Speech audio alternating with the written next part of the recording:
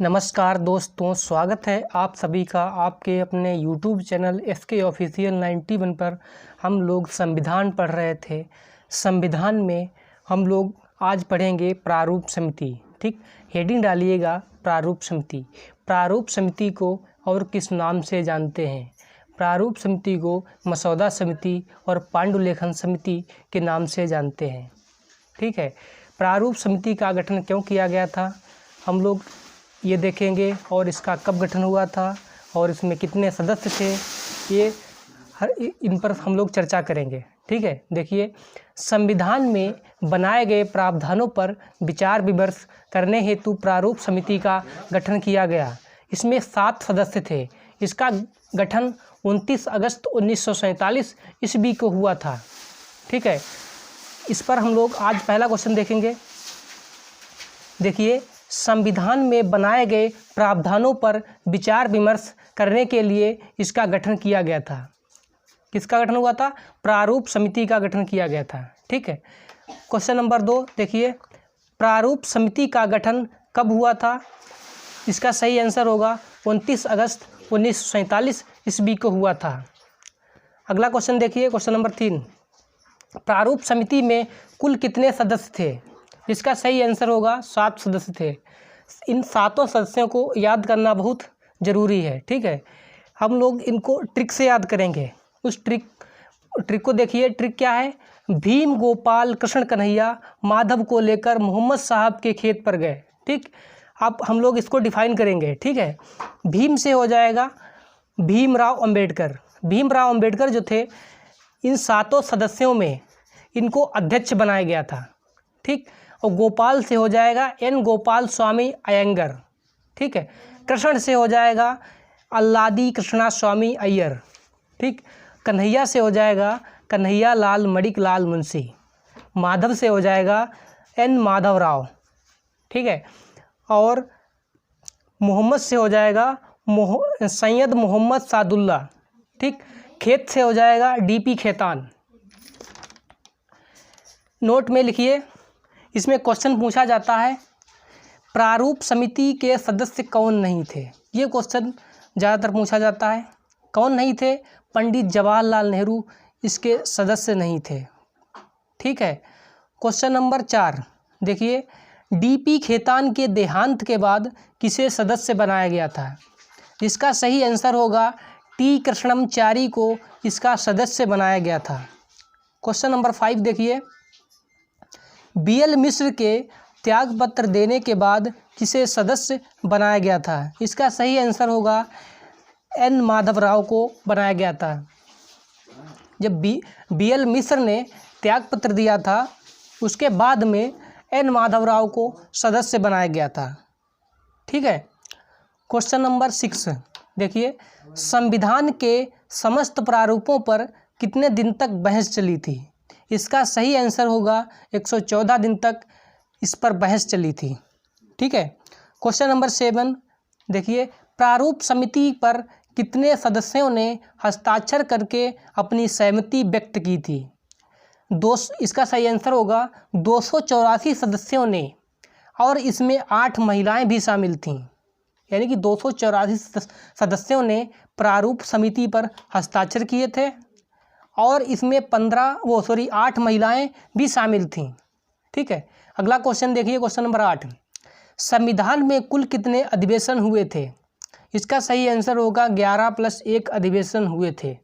ठीक है, question number 9 देखिए, संविधान सभा के द्वारा संविधान कब अंगीकृत किया गया था? इसका सही आंसर होगा 26 नवंबर 1949 को अंगीकृत किया गया था, जिस दिन अंगीकृत हुआ था। ठीक है, नोट में लिखिएगा, 3 पॉइंट लिखिए नोट में, बहुत ही इंपॉर्टेंट हैं। ठीक, क्वेश्चन आ जाता है कभी कभी यहाँ से एग्जामों में। पहला देखिए नोट में, इसी दिन 15 अनुच्छेद लागू किए गए थे। यानी कि 26 नवंबर 1949 को 15 अनुच्छेद लागू किए गए थे। जब संविधान अंगीकृत हुआ था 26 नवंबर 1949 को, तब 15 अनुच्छेद लागू किए गए थे। वो कौन कौन से अनुच्छेद थे? देखिए, अनुच्छेद 5, अनुच्छेद 6, अनुच्छेद 7, अनुच्छेद 8, अनुच्छेद 9, अनुच्छेद 60, अनुच्छेद 324 और 366, 367, 379, 380, 388, 391, 392, 393, 394 ये अनुच्छेद लागू किए गए थे। ठीक है, जब संविधान अंगीकृत हुआ था तब इतने अनुच्छेद लागू किए गए थे, 15। ठीक है, और दूसरा पॉइंट देखिए, ये नहीं पूछा जाता कि कौन कौन से अनुच्छेद लागू किए गए थे। क्वेश्चन आता है कि जब संविधान अंगीकृत हुआ था तब कितने अनुच्छेद लागू हुए थे, 15 अनुच्छेद लागू हुए थे। बस ये याद करना है, ये याद करना जरूरी नहीं, ये नहीं पूछा जाता कभी। ठीक है, क्वेश्चन नंबर दूसरा देखिए, 26 नवंबर को विधि दिवस के रूप में मनाया जाएगा। ठीक है, और तीसरा देखिए पॉइंट नोट में, डॉक्टर भीमराव अंबेडकर की 125वीं जयंती के उपलक्ष्य में 26 नवंबर को संविधान दिवस मनाने का निर्णय लिया गया। ये 2015 से लिया गया था निर्णय। ठीक है, यानी कि 125वीं जयंती डॉक्टर भीमराव अंबेडकर की थी। ठीक है, इसमें 26 नवंबर को संविधान दिवस मनाने का निर्णय लिया गया था और 2015 से लिया गया था। ठीक, क्वेश्चन नंबर 10 देखिए, संविधान सभा की अंतिम बैठक कब हुई थी? इसका सही आंसर होगा 24 जनवरी 1950 को हुई थी। ठीक है, क्वेश्चन नंबर 11 देखिए अगला, भारत का संविधान पूर्ण रूप से कब लागू हुआ था? इसका सही आंसर होगा 26 जनवरी 1950 को पूर्ण रूप से लागू हुआ था।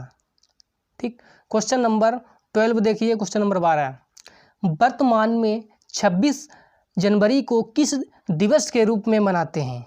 जिसका सही आंसर होगा गणतंत्र दिवस के रूप में मनाते हैं। एक ऐतिहासिक तथ्य देखिए, बहुत ही इम्पॉर्टेंट है, इसको याद करना बहुत ज़रूरी है। 26 नवंबर को ही क्यों संविधान लागू हुआ था? हम लोगों को इस ऐतिहासिक तथ्य से पता चलेगा क्यों लागू हुआ था। देखिए हेडिंग डालिए, ऐतिहासिक तथ्य। देखिए 31 दिसंबर 1929 को पंडित जवाहरलाल नेहरू ने लाहौर के रावी नदी के तट पर तिरंगा झंडा फहराते हुए पूर्ण स्वराज की मांग की। ठीक है, साथ ही यह भी निश्चय किया कि 26 जनवरी 1930 में जनसभा को संबोधित करते हुए पूर्ण स्वराज की बात कहेंगे और जब भी स्वतंत्र होंगे अपने भारत का संविधान 26 जनवरी को ही लागू करेंगे। ये पंडित जवाहरलाल नेहरू ने कहा था। ठीक है, अब हम लोग कुछ राष्ट्रीय प्रतीक देख लेते हैं। हेडिंग डालिएगा राष्ट्रीय प्रतीक। ठीक, राष्ट्रीय प्रतीक देखिए, पहला क्वेश्चन देखिए, राष्ट्रीय ध्वज क्या था? राष्ट्रीय ध्वज था तिरंगा झंडा। ठीक है, तिरंगा झंडा था। इसे 22 जुलाई 1947 में स्वीकार किया गया था। ठीक, तिरंगा झंडा को 22 जुलाई 1947 में स्वीकार किया गया था। इसमें लंबाई और चौड़ाई का जो अनुपात था वो 3:2 के अनुपात में था। ठीक है, क्वेश्चन नंबर दूसरा देखिए, राष्ट्रीय प्रतीक पर, राष्ट्रीय पंचांग क्या है? राष्ट्रीय पंचांग शक संवत है। शक संवत को 22 मार्च 1957 को अपनाया गया था। इसका पहला महीना हिंदी में चैत्र होता है और अंतिम महीना फाल्गुन होता है। ठीक है, और देखिए राष्ट्रीय गान, क्वेश्चन नंबर अगला देखिए क्वेश्चन, राष्ट्रगान। राष्ट्रगान रविन्द्रनाथ टैगोर द्वारा रचित जनगण मन है। इसे 24 जनवरी 1950 को अपनाया गया था। यानी कि राष्ट्रगान है जो रविन्द्रनाथ टैगोर के द्वारा रचित जनगण मन है, इसे 24 जनवरी 1950 को अपनाया गया था। अगला पॉइंट देखिए, राष्ट्रगीत बंकिम चंद्र चटर्जी द्वारा रचित वंदे मातरम है। जो राष्ट्रगीत है वो बंकिम चंद्र चटर्जी द्वारा रचित वंदे मातरम है। यह पहली बार भारतीय राष्ट्रीय कांग्रेस के कोलकाता अधिवेशन में गाया गया था। ठीक, इसे 24 जनवरी 1950 को अपनाया गया था। ठीक है, और देखिए राष्ट्रीय पशु, राष्ट्रीय पशु क्या है? राष्ट्रीय पशु हाथी है। राष्ट्रीय जीव क्या है? जलीय जीव क्या है? जलीय जीव है डॉल्फिन। जलीय जीव डॉल्फिन, राष्ट्रीय पशु हाथी है, जलीय जीव है डॉल्फिन। और राष्ट्रीय पर्व कब मनाते हैं? राष्ट्रीय पर्व हम लोग 3 तारीखों में मनाते हैं। कौन कौन सी तारीखें हैं? 26 जनवरी को मनाते हैं और 15 अगस्त को मनाते हैं और 2 अक्टूबर को मनाते हैं। राष्ट्रीय पर्व 3 डेटों में मनाया जाता है, 26 जनवरी, 15 अगस्त और 2 अक्टूबर को मनाया जाता है राष्ट्रीय पर्व। ठीक है, अगला देखिए पॉइंट, राष्ट्रीय मुद्रा क्या है? राष्ट्रीय मुद्रा जो रुपए का चिन्ह होता है वही होता है। ठीक, देखिए राष्ट्रीय नदी कौन सी है? गंगा नदी है।